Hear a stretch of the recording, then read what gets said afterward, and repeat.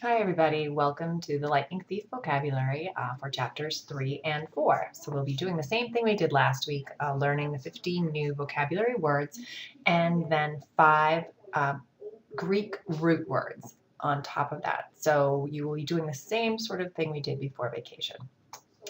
The first word is a noun, and the word is terminal. It means a station or a yard where buses or trains are repaired, stored, and distributed. So there's a bus terminal here in London. This is an old bus terminal, I think, in Philadelphia.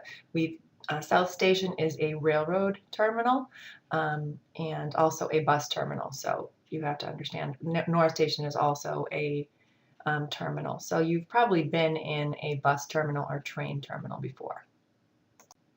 A novelist is a noun. It's a person who writes novels, which are long fictional stories. This is one of my favorite novelists, John Steinbeck. And we have our novelists, what my friends think I do, what my mom thinks I do, what society thinks I do, what my editor thinks I do, which is basically play games. What I think I do, which is, greet people and talk to them about my book. And what I really do sometimes is I procrastinate. So as a novelist, I actually can put this word on my resume as well. Reek. We got the guy here. So it's a verb, to have a strong, unpleasant smell. Let me put this little picture up here of the olfactory receptors, which you probably see in science, but really, when something reeks, this is what you do. Rebellious is an adjective. It means defying or resisting authority, government, or tradition. So people who are rebellious are people who are doing what they shouldn't be doing and are told not to do, but they do it anyway. That little girl shouldn't be taking those cookies. She's being rebellious. Hyperactive. It is an adjective. It means unusually or abnormally active. Like this dog is very hyper. Hyperactive Ninja is a game. But what it is someone who has a hard time controlling their actions and they move a lot. Resent. Verb, to feel unhappiness or anger because of an insult or an injury. So someone who resents you is upset with you because of something that you have said or done to them. Always think of resent, like that's a good look for a cat. They resent you interrupting me while they were ignoring you. Resenters will continue to resent. So just that's a verb people use when they are unhappy. To goad. I couldn't think of a good picture for this one, but this is actually, a goad is in this situation a verb, which means to urge ahead or forward. And there's actually something called a goad, which is a noun, in which it would be like this stick would be called a goad, but we're using it in the sense of a verb. Like I would goad you to do your homework, to make sure you see this video so you can get all your work done for the quiz this week. Artillery. This is something you guys see all the time in Call of Duty. It's a noun. It's mounted guns or weapons that can be small or heavy and used in battle. Artillery is also another word. People just use it for their weaponry, but we're going to be using it in the sense that it is a mounted gun. Mallet. It's a noun. It's a hammer-like tool with a large broad head made out of wood, metal, or rubber. Usually it's a big blunt instrument. A hammer is more precise, whereas a mallet, you would use it to like hit something back into place. Cloven, you'll see this right here. This is an adjective. This is a hoof of like a goat or a bull, and it's cloven. That means it's split in two. And I saw these really funky shoes that look like cloven hooves. So something that's cloven is cleft, split, or divided. Lanolin, which is a noun. It's a fatty, oily substance made from wool, and it's used in creams. So people use lanolin when their hands get really ashy.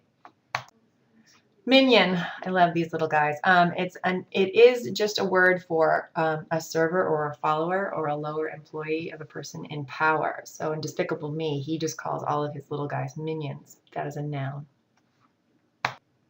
Chassis.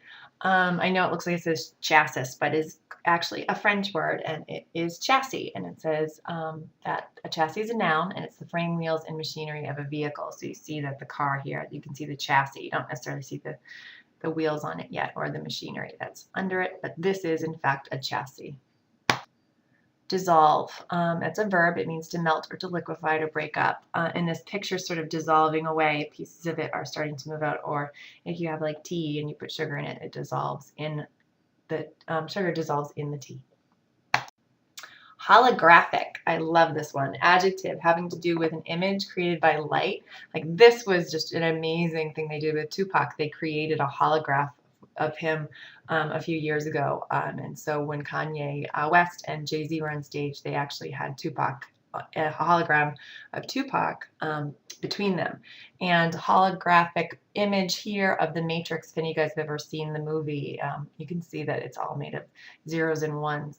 And then this is an old classic like Star Wars from the first Star Wars movie, a holographic image of Princess Leia, and she's delivering a message.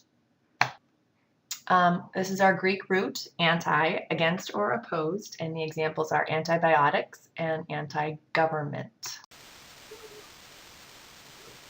Here's logi, which is thought, word, or study, and our examples are theology and biology. Theology is the study of God, and biology is the study of life. Here is graph, which means to draw or to write, and the examples are biography or graphics. You see the graphics of something, that's the drawings of them, or if you are looking at a biography, someone has written about their life. So those are things. Next, hydra is water. For examples, hydrogen and hydrate. You need to hydrate your body, so you use water. Hyper, we know this one because hyperspeed and hyperactive. It means above or over. So that is it for the week. If you just want to complete your worksheet, you will have your homework all done. And tomorrow we will be working on your sentences and get those done so you don't have to do them for homework tomorrow night. Great, thank you.